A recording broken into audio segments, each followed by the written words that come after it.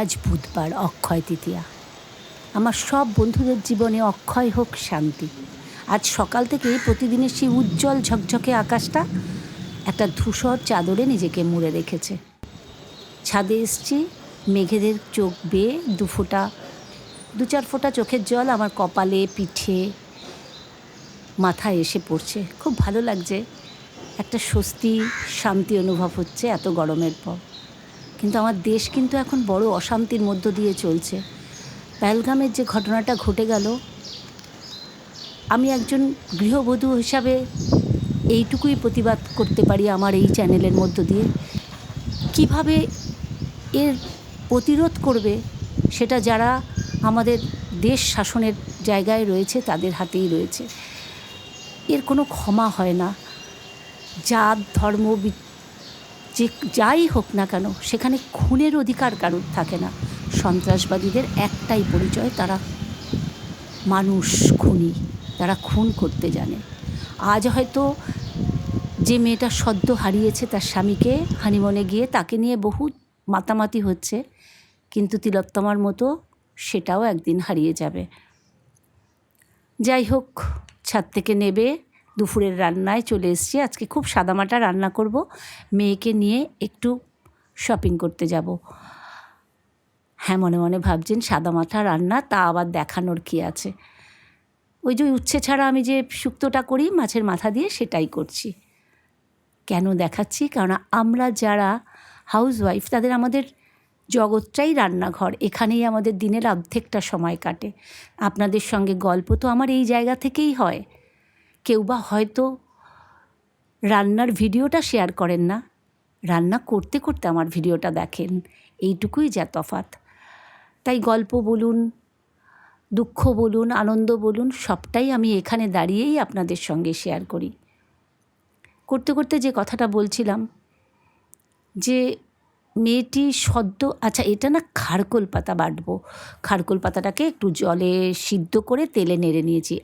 একদম যারা নিরামিষ, পেঁয়াজ রসুন খাবেন না, খান না বা কোনো দিন খাবেন না কোনো একটা দিন, সেদিনটার জন্য এটা পারফেক্ট খাবার। এখানে একটু কালো জিরে, শুকনো লঙ্কা তেলে ভেজে নিয়েছি আর গোলমরিচ, এটা বাটবো। তারপরে পাতাটা বাটবো। পাতাটা কিন্তু একটু সিদ্ধ করে কড়াইয়ে নেড়ে নেওয়া আছে, তারপরে মিক্সড করব। তাই ভাবছিলাম, তিলোত্তমা যেমন বেশ কিছুদিন হইচই রাত জাগার পর হারিয়ে গেল, হয়তো সেই সদ্যহারা মেয়েটার কান্নাও একদিন সবার চোখের আড়ালে চলে যাবে। রান্না করতে করতে হঠাৎ খুব ঝমঝম করে বৃষ্টি নেমেছে, বাইরে এসে খুব ভালো লাগছে, তাই একটু শেয়ার করলাম। কেউ জানতে যাবে না, এরকমই কোনো এক বৃষ্টির দিনে সেই মেয়েটি তার বাঁধনহারা চোখের জল হয়তো বৃষ্টির জলে ভাসিয়ে দিচ্ছে। এখন মিডিয়া চিৎকার চেঁচামেচি, সমস্ত নিউজ চ্যানেলগুলো তাকে নিয়ে মাতামাতি করছে, সেটাও কিন্তু নিজেদের স্বার্থে। মেয়েটার ভালোর জন্য কতটা শেষ অবধি হবে আমি জানি না, কেননা তিলোত্তমার ব্যাপারেও এটাই দেখেছি, সবটা ধামাচাপা পড়ে যায়। শুধু সবার আড়ালে চোখের জল ফেলে তার পরিবার পরিজন, তার মা বাবা। হয়তো আজও দুর্গাপুজো আসলে তার মা দুর্গার সামনে গিয়ে দাঁড়িয়ে তার প্রশ্নের উত্তর পায় না, কী অপরাধ করেছিল তার মেয়ে যে পুজোর জোগাড় করেও মেয়েটি ওইভাবে মারা গেলেন। আচ্ছা, এই যে আমার বাটা হয়ে গেছে, আর ওদিকে আগে মশলাটা বেটেছি, এবার এটা মিক্সড করে রাখবো।